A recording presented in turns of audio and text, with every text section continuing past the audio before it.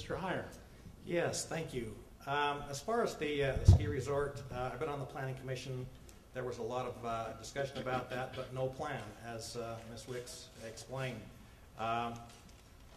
Without a plan, no reason to go forward. Golf course. Golf courses, we've got the Almonte Golf Course and the Mount Ogden Golf Course. The Almonte Golf Course seems to cover its fees or its expenses much better than Mount Ogden, and I'm not in favor of spending taxpayer dollars for that. Streetcar may have some potential. However, anything with a rail does seem to cost a lot of money. Money that I don't think we've got to put into those things right now. There are other ways to vitalize mass transit and public transit much cheaper at this point. And if it develops into a streetcar at some point, certainly be open to looking at that. Field house, I really have no real opinion about that since I don't know too much about it. Thank you. Ms. Neal? Yes, as far as a resort at Maylands Basin, that just plain doesn't make sense.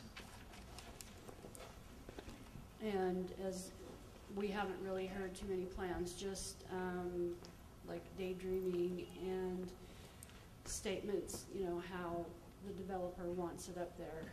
And so I don't see any reason to go forward with anything there. And as far as the golf course, I don't think any further development is needed around the golf course. The golf course is fine as it is, and the area, what the golf course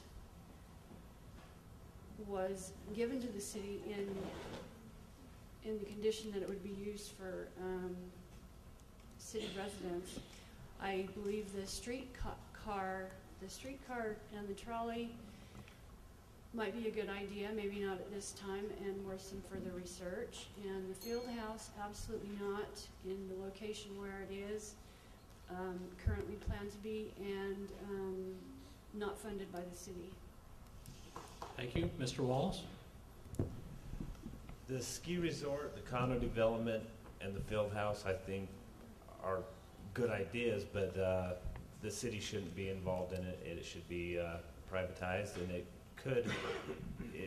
could still stimulate the economy here, bring jobs in, but the city would have no charge of it. The electric streetcar, if we were considering it, I don't know why the rails were taken out in the early 1900s. I think it's silly and a waste of taxpayers' money. Thank you. Mr. White?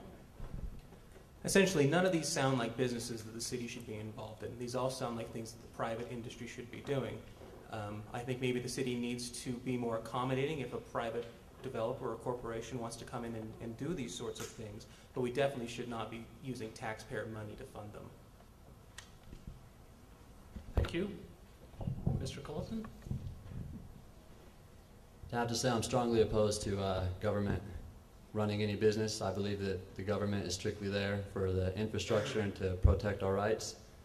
So I'd be against the ski resort. I've always been strongly opposed to the golf course because I believe also that belongs in the private sector. I believe all businesses belong in the private sector, and government should only be there to protect the rights of small business owners, not run the businesses. And as far as the Weber streetcar, I don't believe we can afford that right now, and if Weber State wanted to have some cart that goes to and from their university, they could find a way to fund it. It's not fair to students who live in Ogden that go to schools outside of Ogden that they'd have to help pay for that and then their own transportation to go to their school. And as far as the field house, I'm strongly opposed to that as well because that takes away business from the people who privately own gyms and fitness centers who are struggling to get by. That also belongs in the private sector, not in the city's hands. Thank you. Thank you. Mr. Halverson? Thank you. As far as the ski resort goes, lift goes up to a ski resort, if it were here, it would be a fantastic draw. However, we can't do it on the backs of the taxpayers' dollar. As far as the golf course with the condo and retail development, I would not be opposed to changing some zoning so that we could do a limited condo project up near the golf course where people can happily live. However, I do not believe that retail has that position up there. And again, it could not be funded by city coffers. An electric streetcar, looking at $160 million, it's just not feasible right now. We have the resources right now and the opportunity with UTA to establish some alternatives here within our own community and not have to change things. And a field house downtown, I do not believe that downtown is an appropriate venue for it. I think we should work with Weber State University in a collaborative effort to build something like that to address the needs of the citizens up on campus. Thank you. Mr. Thompson. Yeah, as far as the tram, first time I heard about it, I actually thought it was a joke. It was so ridiculous. Not in favor of that at all. The golf course development, I'm also not in favor of. I like the golf course the way it is. It's a nice place. The parks around it and stuff are great. The streetcar, when I'm broke and in debt, I don't spend money. I'm not about to agree to spend money on a streetcar that is going to cost so much money that the citizens of Ogden would just never be able to pay for it. The field house I'm fundamentally in favor of, and the reason I'm in favor of the field house is because there's a shortage of places for our children to go in Ogden, Utah. We've got a skate park and Larnfar Park and Marshall White Center, and that's about it. And that leaves these kids with either sitting in front of a video game or going out and getting in trouble. So I think a field house, if it's affordable to the citizens, is a great idea, and not in Ogden City Central. Thank you. Thank you, candidates. That concludes that round. Now we have a third topic area. This next group of questions deals with the process of running the government. So this will begin with another round of raise your hand questions. So the first, compared to how it's been in recent years, do you think the role of the city government in making decisions should be larger or smaller or about the same? So, if you would give the city council a larger role, raise your hand. Would you decrease the role of city council? Raise your hand. Would you keep the city council's role about the same as it has been? Raise your hand. Okay, Mr. Heyer, this time we'll start with you. I have these other questions. I forgot. I was going to ask that. Yeah, I'm glad. Losing vigilance up here. Okay, second, let's talk about ethics policies. For example, policies on conflicts of interest and financial procedures and allowed use of city-funded communications and political campaign financing. Overall, would you try to make the city's policies on these things more strict or less strict or about the same? Raise your hand if you would make them more strict.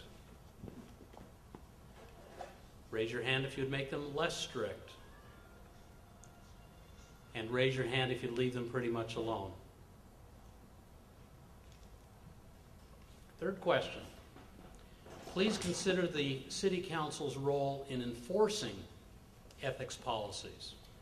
For example, if there is evidence of wrongdoing in the mayor's office or elsewhere in the administration, should the City Council investigate that wrongdoing and keep the public informed? Raise your hand if yes, the council should get involved. Raise your hand if no, the council should not get involved. And finally, think about government transparency. Some people have suggested that the city should routinely put more of its official records online for the public to see, including contracts, financial records, and conflict of interest disclosure statements.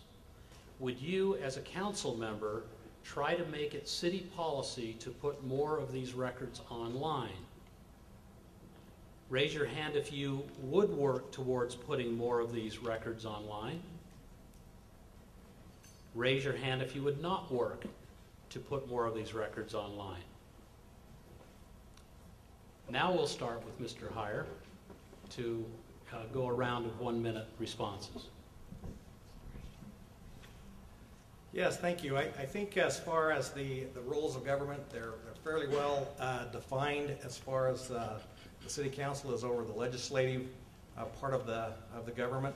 That's fairly well, but I don't think there's too much discussion about that or disagreement about that. The ethics, I do believe that there should be full disclosure when there's any kind of maybe it might be seen as though there was a conflict of interest. I think the citizens need to know where their elected officials are.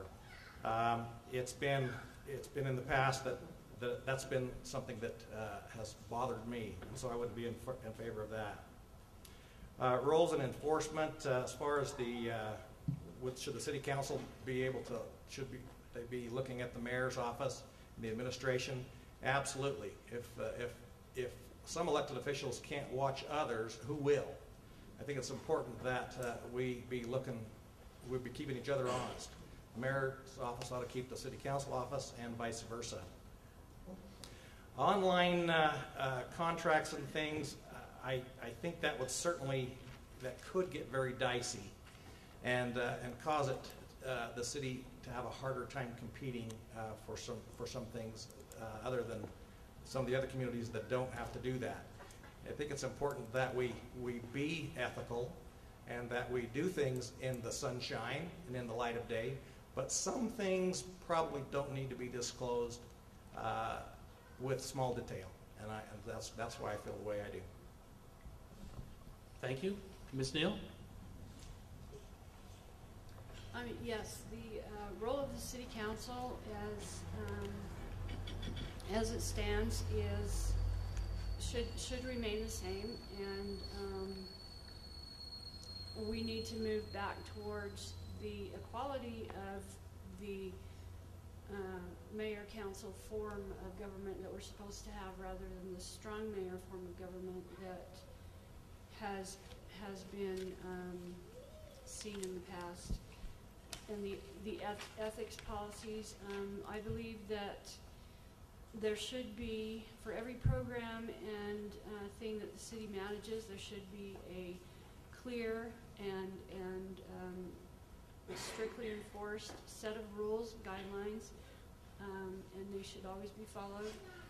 And as far as the checks and balances between the city council and the administration, it should be the responsibility of every member of the council to become well versed in what's going on and be able to address things that are against the rules. And the transparency, I enjoy being able to know the ordinances that are going to be proposed in city council meetings ahead of time. And I believe the minutes from city council meetings and work sessions should be available sooner than they are. Thank you. Mr. Wallace? I think the more transparent city office is, the more the public can trust the office, and they're more willingness to approach them, office members, mayor, any questions or concerns they have. Nobody likes to be kept in the dark. Thank you. Mr. White? The citizens of Ogden are the bosses of the city government, and you don't hide things from your boss. So it's important that we get things that they need to know to them, and I think putting them online is a great way to do that. Ethics, you don't want to trample on people's rights to, like I said, give contributions to people and stuff like that, but you do need to have certain things in place so people don't flagrantly take money from shady sorts of things like that. Just basically within the city council, there needs to be checks and balances. So if the city council won't investigate the mayor, who will? Thank you. Thank you. Mr. Culleton? The reason I voted on a smaller role for city council is I believe in constitutionally sound limited government. I believe in those principles, and as far as ethics policies and checks and balances, I do believe the city council should have the authority to investigate. The whole purpose of checks and balances in separation of powers is you have the executive, you have the legislative, and you have the judicial. When one gets out of line, the other two are supposed to pull them back into their place. That's the whole purpose we have that. And as far as transparency, I think that every action the city council takes should be available online so you can see what the legislation is that people are voting on, and you should be allowed to see how your representatives voted, because after all, you are the boss and they are the public servant. Thank you. Mr. Halverson. I voted in favor of increasing the role of